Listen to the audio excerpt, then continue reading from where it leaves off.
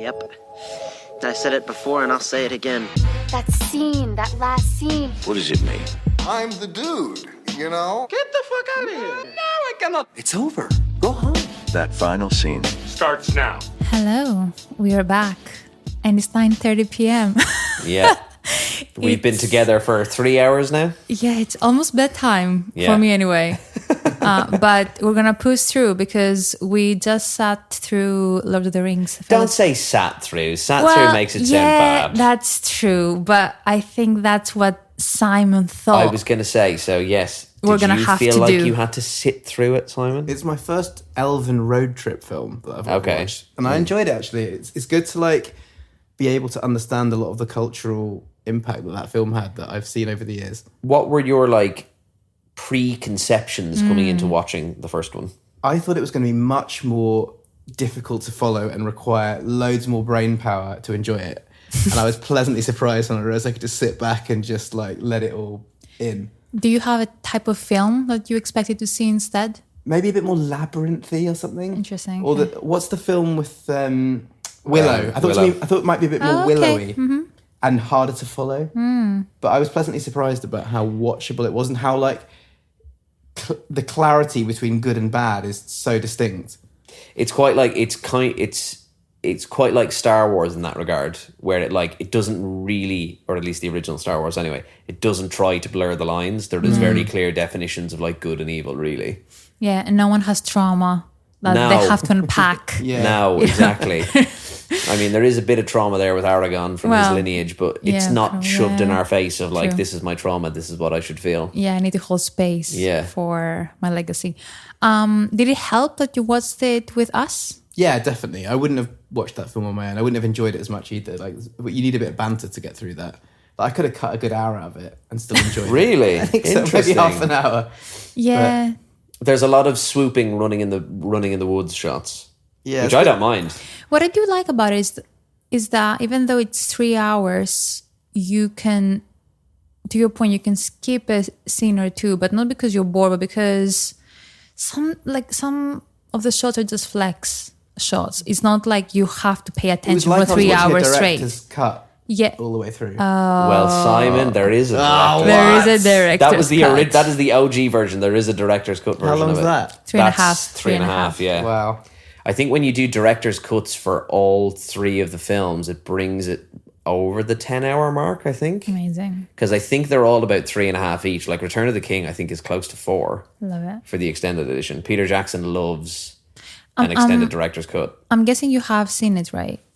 All the extendeds? Yeah. Yeah, of course. What extra bits will we get if we were to see the director's cut? Do you know, it's interesting, like the director's cut, you get a few little bits of like, I don't know, exposition that you don't get. I think there's clearer ones in the second and third, which I just don't want to spoil anything for Simon, because we are going to do this as a trilogy. This is a series. Yeah, this we're is going to do episode 1. 3 episodes, we're going to watch them all.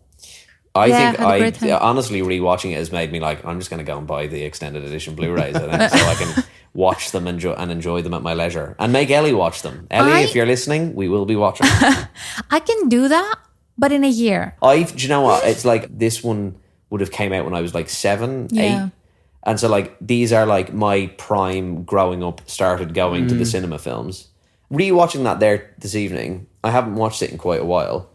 I knew I was going to love it, but I forgot how much I enjoy it, and like how in that last 20 minutes, I'm still like, my heart is pounding. This is so exciting. This is so much like this fight choreography is amazing. Like I'm so fucking pumped, and I'm just like, oh my God, I can't believe there's another 2 of these to watch. And so, yeah, I could easily probably watch that again next week. I'd watch the director's cut, obviously, because you do get more. I was personally shocked by the violence. Yeah. I mean, this is what, 20 years old? Yeah, 23 years old now. It's a PG in the UK, and there's like constant beheadings, blood spurting out of like necks without heads on. Yeah. People dying with arrows to the heart. Some fairly and considering a lot of it is prosthetics and not CGI, some fairly scary looking monsters as well. I don't know how they got away with it. It almost feels like a segment that we should do. You said you watched that when you were 7. Yeah. I would have had nightmares. 7? For years. That's crazy. I think I probably did, yeah. That's crazy. Wow. I was definitely older. Like I remember being 14, but I don't know why. But maybe because it was kind of scary. My parents were like, "No, you're not gonna when watch you this." when you first saw it, like I remember, like, yeah, I don't remember being a child. Like, I think I was in high school when I watched them for You're the very younger than first us, so time. that makes sense. Yeah, I am. Oh no, I'm older. Than Ben. well, I'm almost 30. I am 31. Well, Oh, 32 shit. this Ben's year. younger. Yeah, so I am the youngest. Oh Yeah, dear. you're the youngest. Yeah. The But still, so you would have been what, like 9 when that first one came out, which is the age I would have been when the last one came out. Yeah. Wasn't your I mum just think, quite good at being protective about I think so. films and stuff? Yeah, Oh, okay. yeah. So maybe that See, was the I had an case. uncle who just brought me to the cinema all the time, so my parents wouldn't have come to see that. So Oh, yeah, he would have brought me. yeah. It almost feels like this is a segment where we find films that were falsely. Well, PG. that is genuinely, like, I remembered how I have like real vivid memories of how scary I found the Yeah. monsters. I think I was maybe not even desensitized, because I wouldn't have watched a lot of like gory or violent films as a kid. I think I was aware that, well, this is all fake because they are all monsters that aren't real. So the beheadings probably didn't resonate with me then. But there's at least 2 incredibly clear beheadings in it. A guy gets his arm cut off, like.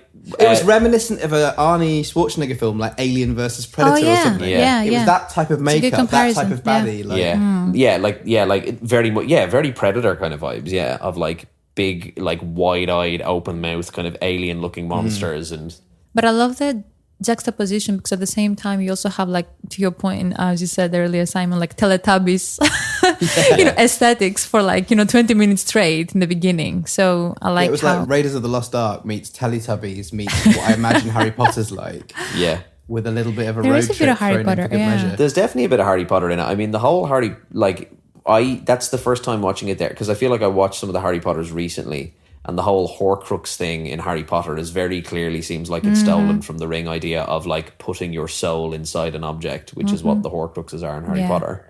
And this is the ring that is essentially his soul in it. I'd never gotten that clear link. Yeah. But it's clearly like, somebody read Tolkien. You just see so many cultural reference points in the 3 hours that now Yeah. make way more sense to me. Especially film reference points. Like I saw a lot of Dune 2 like in there. Yeah. That has obviously been referenced. Yeah. Especially in the way that baddies are constructed. Well, as I say, I think, and I'll be interested to hear your take on it when we watch the second one.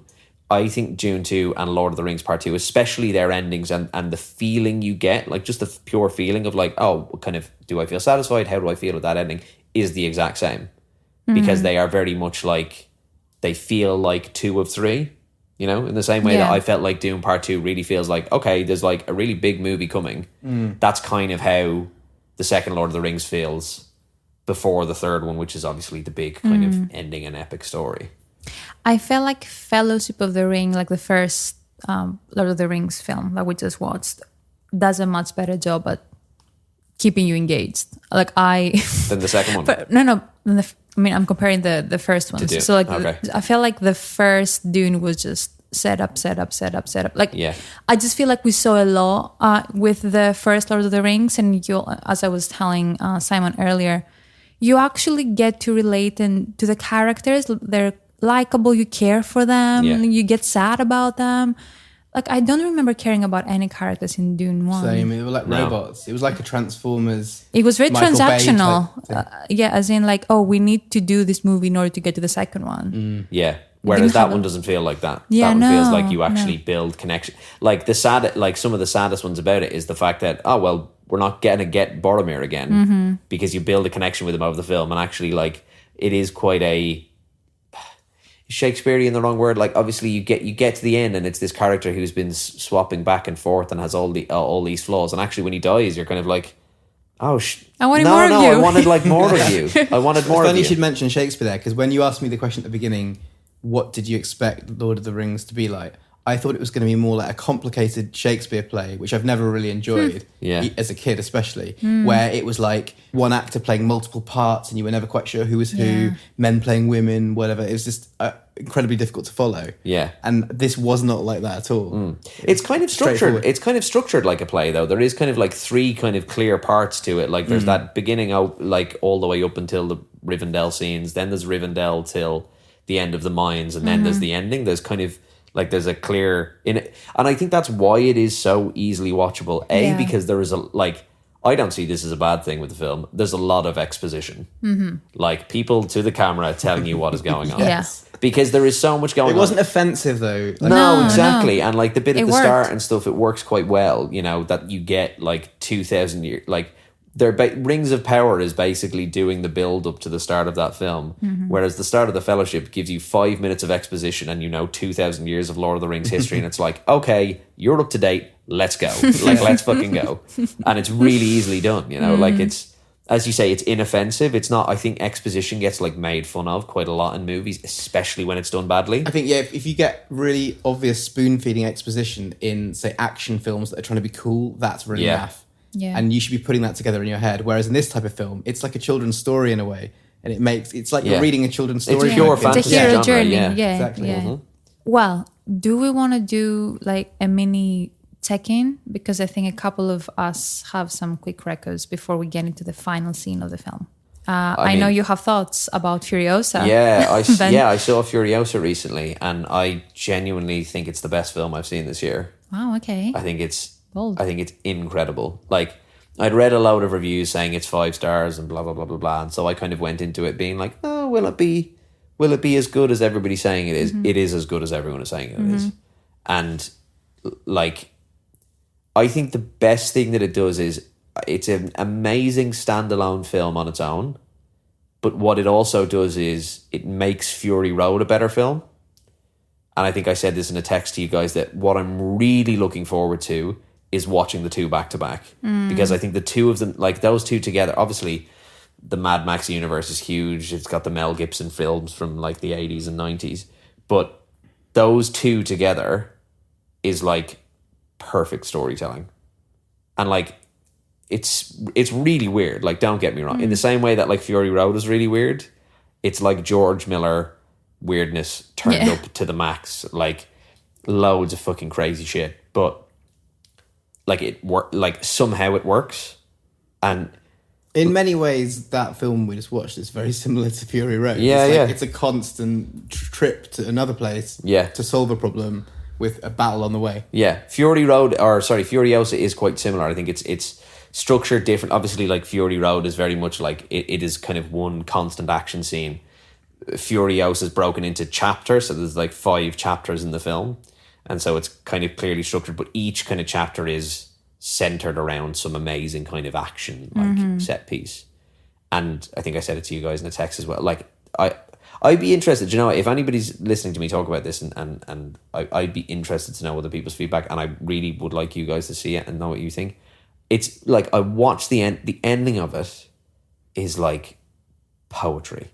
Amazing. It is like storytelling wise, there's like a voiceover towards the end of it, and I came out of it being like, that ending is perfect, like fucking perfect. Like, I really think we should do an episode on it in future, like when it's out on DVD or something, or it's out on streaming, because the ending is incredible. Like, blew my mind. I was like, fuck. It's weird, but also I was like, it is the perfect ending to that story, and those two kind of, the Mad Max, the Furiosa stories told together.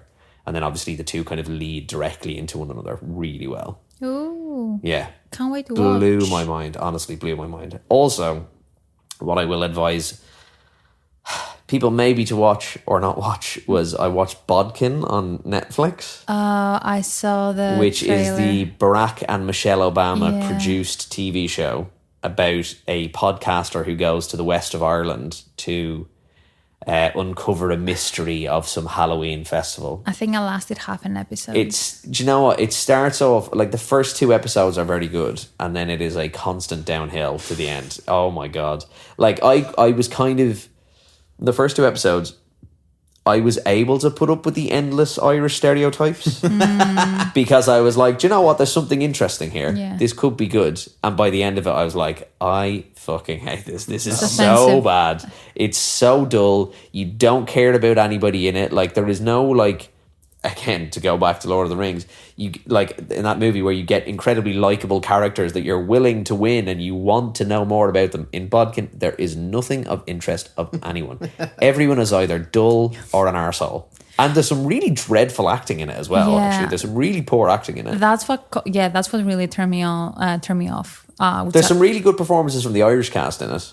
I would say some of the poor acting is from some of the people who aren't Irish. Right. Yeah. There is some good people who, if you watch Irish television or Irish films, you would recognise them from stuff, who are quite good in it. But in general, it's just fucking Well, weird. the creators of Bodkin are gonna be happy they were in the same sentence as Lord of the Rings. Yeah. I think that's I think that's high praise. Not necessarily in the best way, Not the but best in way, the same but, sentence. Yeah. you know. What does bodkin mean?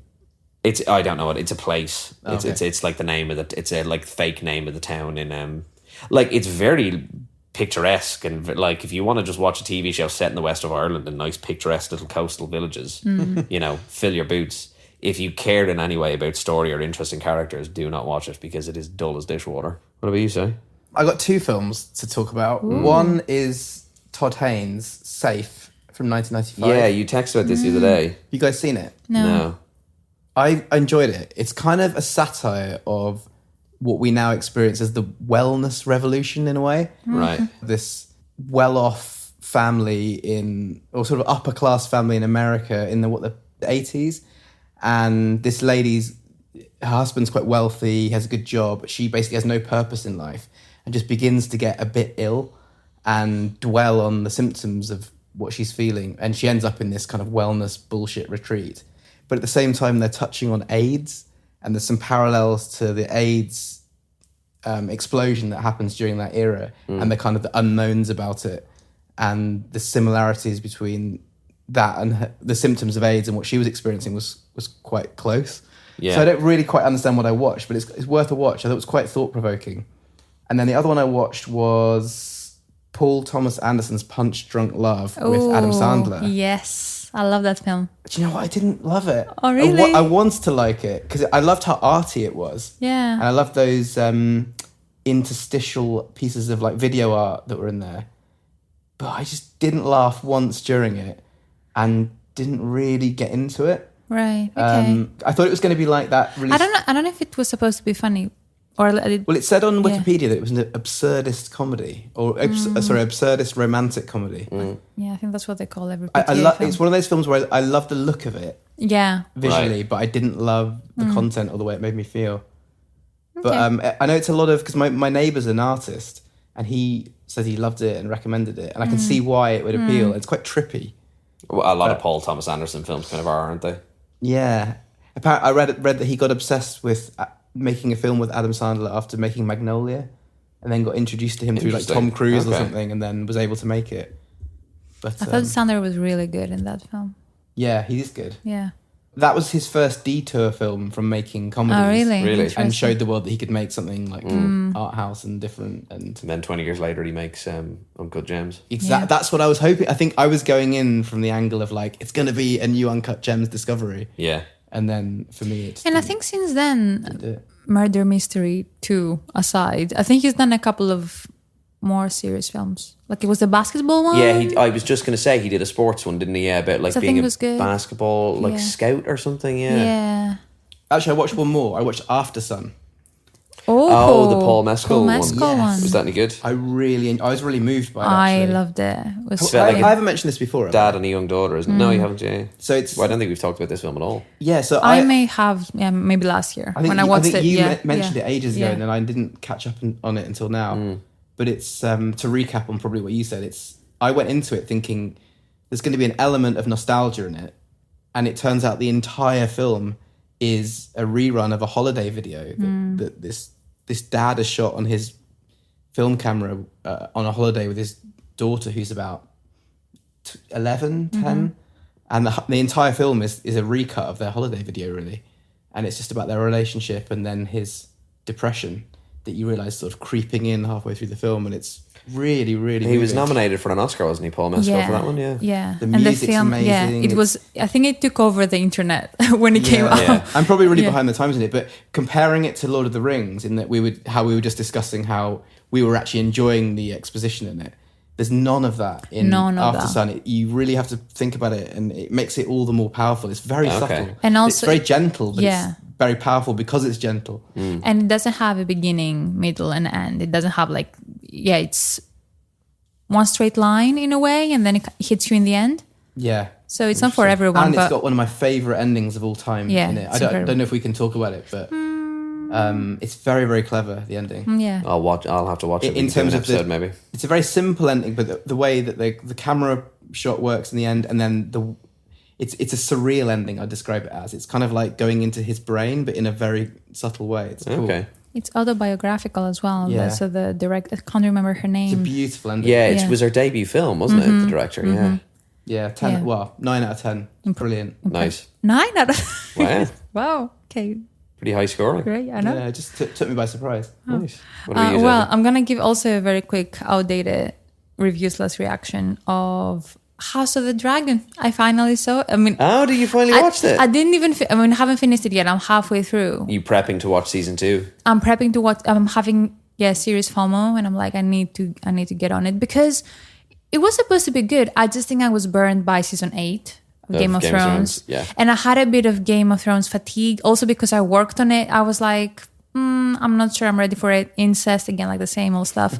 And it goes straight in there. It goes straight in there. Oh, shit. And it goes straight in there. But I didn't expect to like it so much. I think it's great. It is The great. incest- I mean, not the incest shocked me, but When it's you know incest what? done by Matt Smith, it's everything feels okay, you know? I think I've talked in the past about how my brain has a very hard time stay focused with films that have a lot of world building, which is Yeah. what I felt in the first 2 seasons of Game of Thrones. I think I finally got Game of Thrones season 3.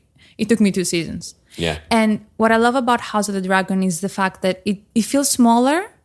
As it's not as, complicated in terms of lore and people and background and, what you get with the seven kingdoms Seven of Kingdoms, Game of yeah. Thrones. So I really like that it's much more rooted, like here are the 5 key characters and here's like Yeah. all the backstabbing that's going on, which again, it's very Backstabbing signature. and sister shagging. Yeah, exactly. But Have they just taken the incest storyline from Game of Thrones and then extended it into another So it's series? it's essentially just it's a prequel. Basically, there was all this lore from like Game of Thrones of these where the dragons came from and all that kind of jazz. And this is Yeah. basically Is it gone. Khaleesi's dragons? Yes, Khaleesi. It's Khaleesi's ancestors. Yeah, it's essentially the TV show. All the blonde-haired people. yeah, there's a lot of blonde wig Yeah. action happening and acting. Really good wig action in that. one. Really wig action. Really good wig work. Yeah. Yeah. And I'm impressed by the 2 ladies. Both. Yes. I mean, I've only seen one episode with the older version of them. Oh wow! So you're only like 3 or 4 episodes in? 6. Was it that late when I the older know. ones come into it? I know. I thought it was gonna be I earlier mean, as the well. young ones were really good in it, though. The That's 2 like I was so younger impressed by them. actresses. They were so good. And Is it then Millie Alcock is the one with the blonde hair, and I can't remember the other girl. Emma Darcy and Olivia Emma Cook. Darcy Yeah, and Olivia Cook, Olivia the Cook older is ones. amazing. Yeah. But yeah, I've only seen one episode with them, and yeah, I'm just really So love you what I'm. have. I look forward to you watching the episode where you are going to think the contrast on your television has been turned down.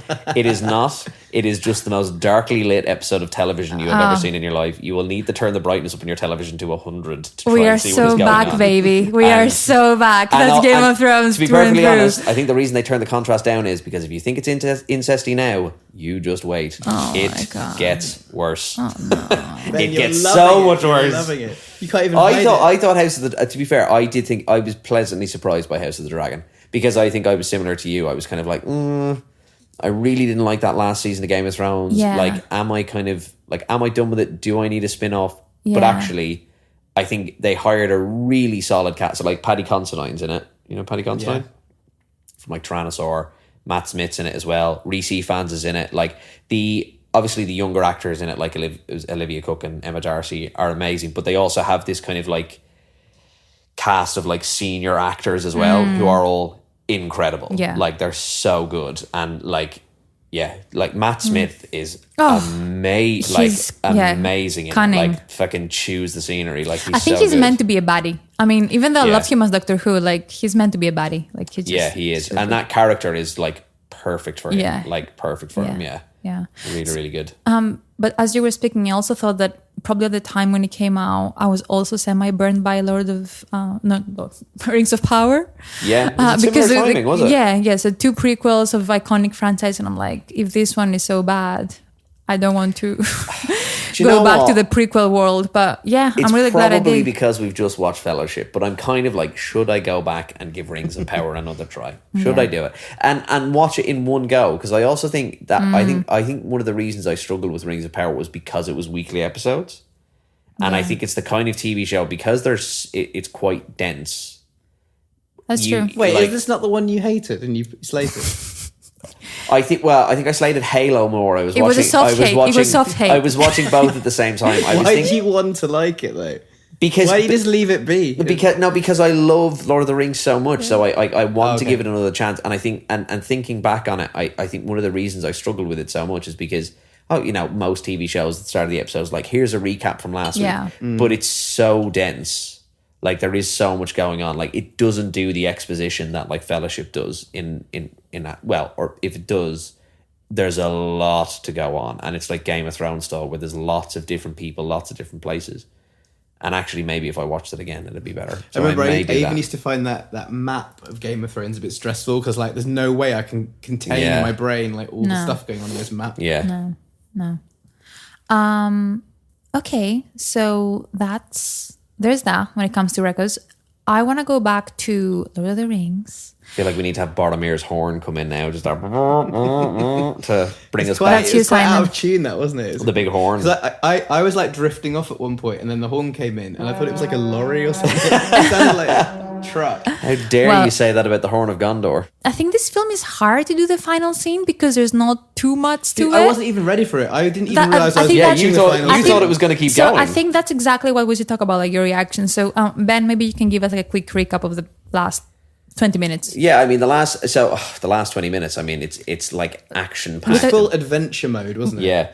And it's Boromir, I guess, is that. Yeah, so like I mean the main so there's kind of a couple of main, so obviously the Uruk-hai, as they're called, which is a fabulous name, are sent to find the Fellowship and blah blah blah, and this is a culmination of that. It gets to the end. It's quite quick actually, like from those creatures being created to then this big scene that comes up. Like that's quite a good thing. I feel like in another film they'd probably give it another hour.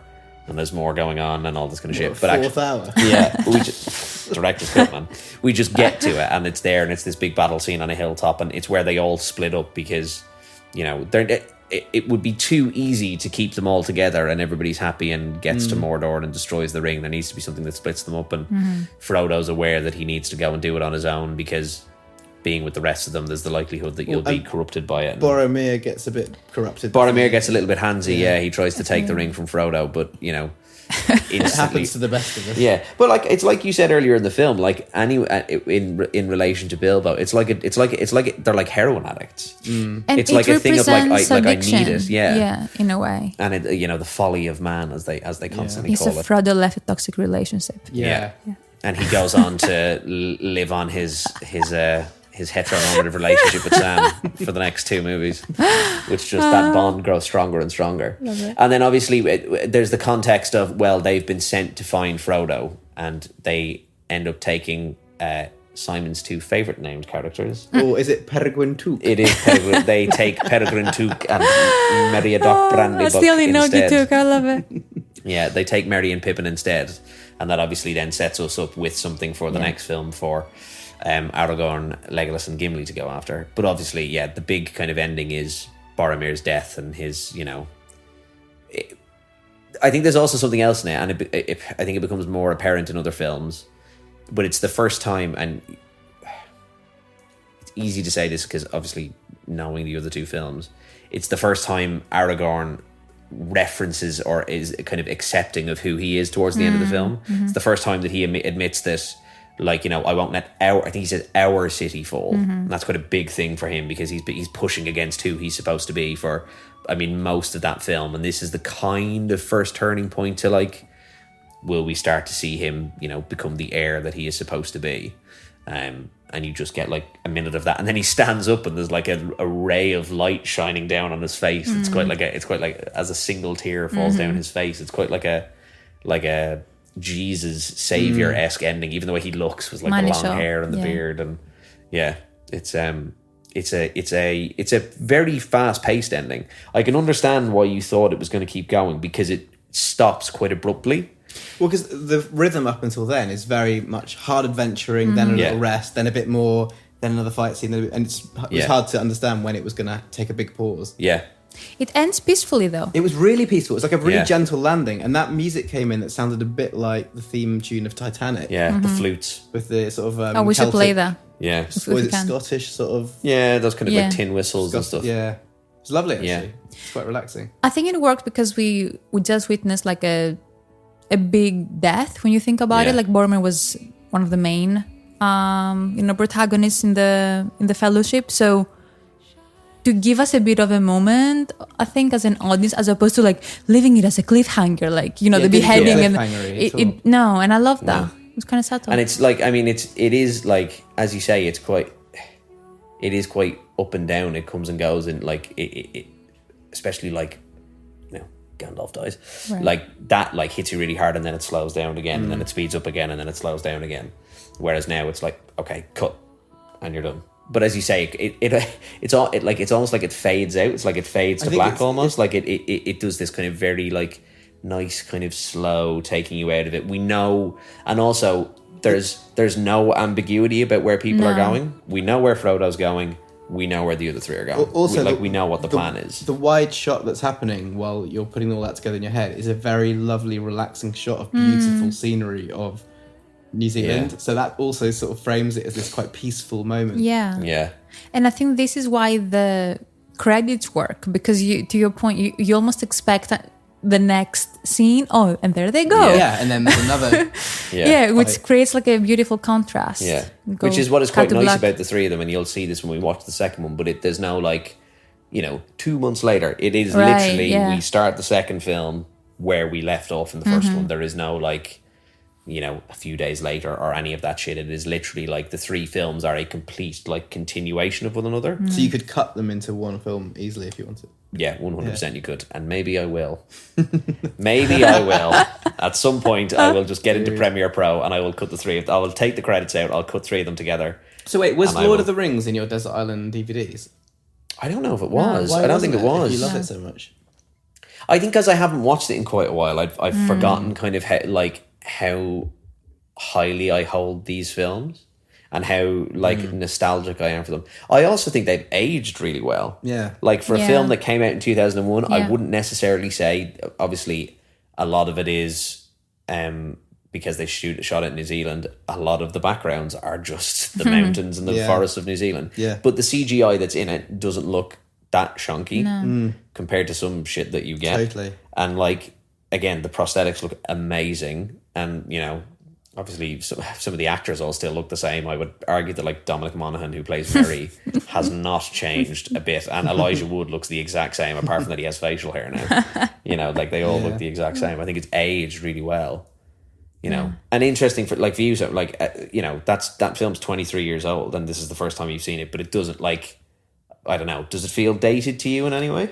I guess fantasy's hard to feel dated because it's not set in a modern time, but it's rather than being of an era, it's of a trope, isn't it? Yeah. But the thing that probably dates it for me is there's very, very few female actors in it. Probably, what is it, 95% male? Oh, yeah. That would probably be different now, wouldn't it? If they were to remake that now. Yeah. Well, they have, and I think Rings of Power is much more diverse, like from a gender and race perspective. Yeah, for sure. Yeah, and the music's quite of an era, I guess. I love the music. Yeah, so good. I think it's fantastic. It's so relentless. Like the amount of minutage of music is just solid. I did. There's. I think it was really noticeable. There was a certain point in the film, and I can't remember, but it was. I remember being like, oh, hang on, there's no music playing. There was one scene where something had happened and there's nothing playing in the background, and it was so noticeable because even if you're not getting that relentless like pounding, there is like some kind of undercurrent through quite a lot of the film. As you say, like, I mean, the score in itself must be like thousands of pages long because for a 2 hour 50-minute film.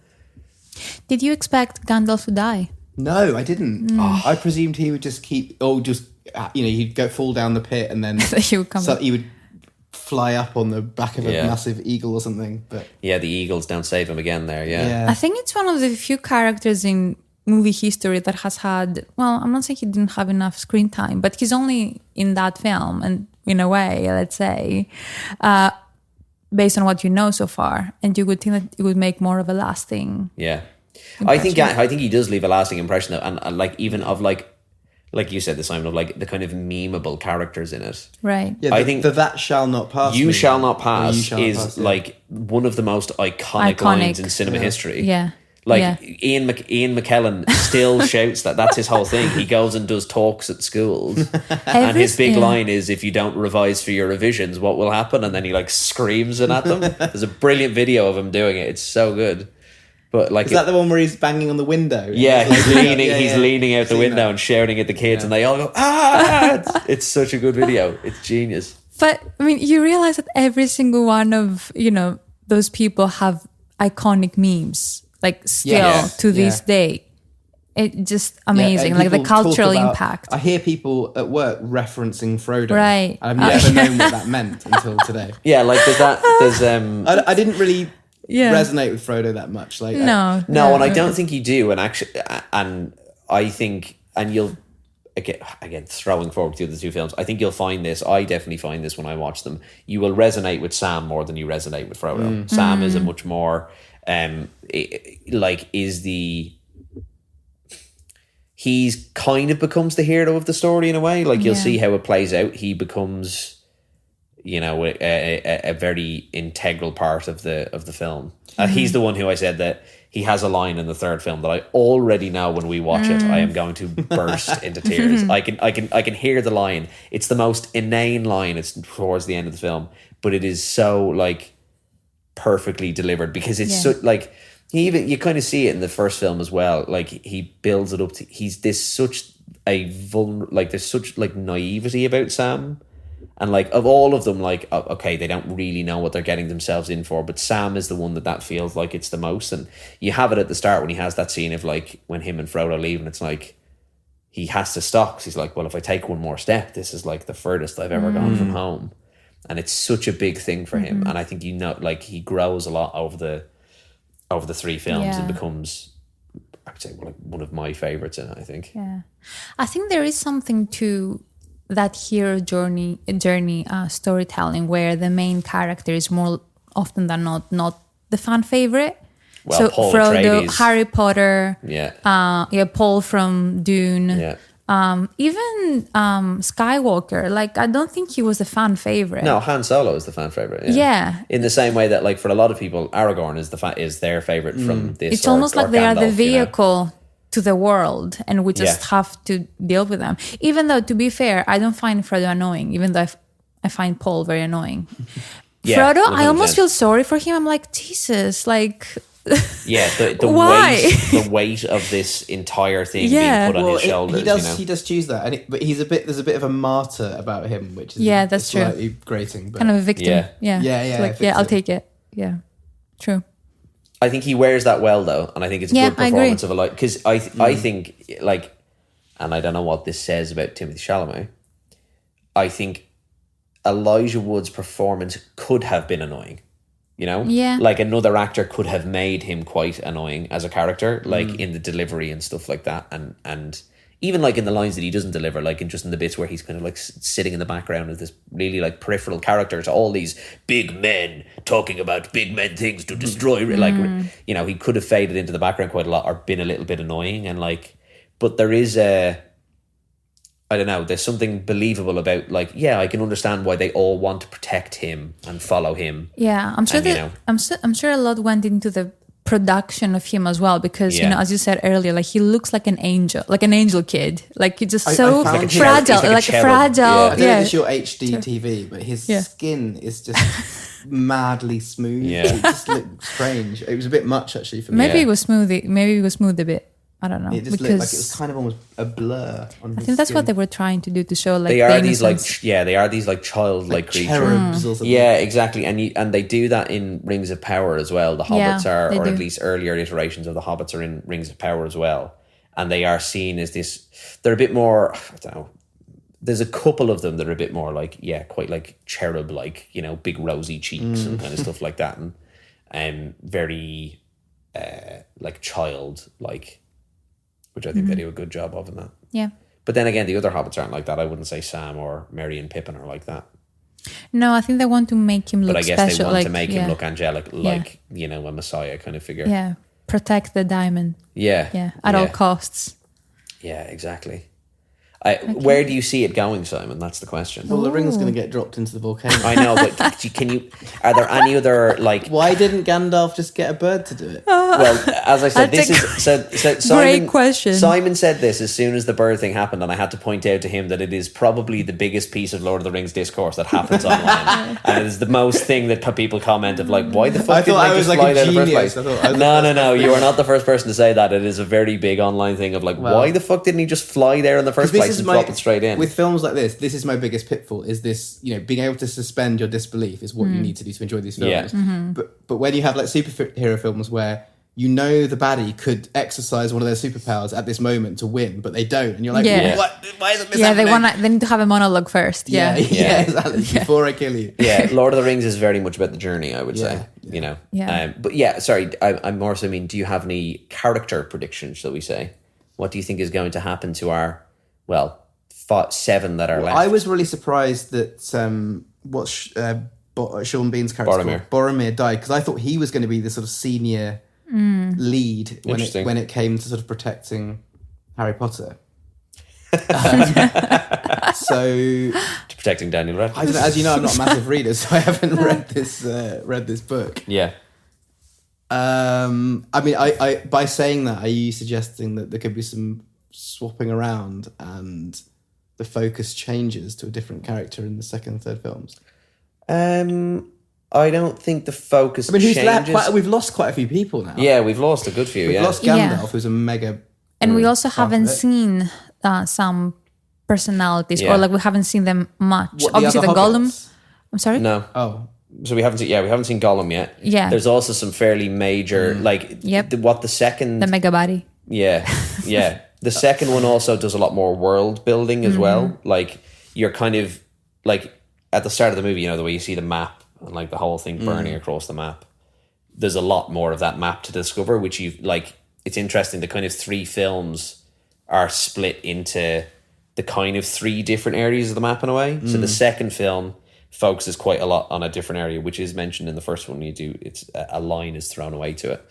And then the third one focuses on another kind of place as well, which is quite interesting. So we hope our listeners are huge fans, because they're going to get a lot more Lord of the Rings discourse in the next couple of... If you're not, why are you listening? Exactly. If you've joined into an episode called Fellowship of the Ring, why bother? And if for whatever reason, like Simon, haven't watched Lord of the Rings, this is a great way to do it with us. Every couple of weeks, come back and discuss... Wait, how long is this going on for? There'll be 2 more episodes. Yeah, you're talking like it's going to be like months. It's 2 more. No, but it's every 2 weeks. Then you're going to be like, right, we're doing the TV show. Well, no. Every week we'll do a new episode. Cancelling any other material. Not. This is purely becoming a Tolkien Lord of the Rings but I based think podcast. Some people, I don't know, maybe Michael hasn't, I don't know. I feel like there are some people that are not into like committing into something like this. So this is a great opportunity to do it, with us. And maybe next time what we can do is there's a couple of bits in the next movie that I want to get your reaction to. So maybe we can record some sound bites as we watch next time. Okay. To add some bits and pieces in. Sounds good. Yeah. Maybe we should bring a couple of clips as well. Yes. Okay, so Sounds we'll good. see you in a couple of weeks with the Dark Towers. Right? 2 towers. The 2 towers. The Dark Tower. Well, Dark Tower is like another movie, isn't it? I need to go to bed. I need to go to bed. I'm ready for sleep. Yeah. Have a great day, night, wherever you may be. Goodbye. See ya. Bye. Did you like it? Did you like that? Did I like it? I loved it. I had no idea you could milk a cat. I have nipples, Greg. Could you milk me? Good morning. Morning. Good morning. Oh, and in case I don't see you, good afternoon, good evening, and good night.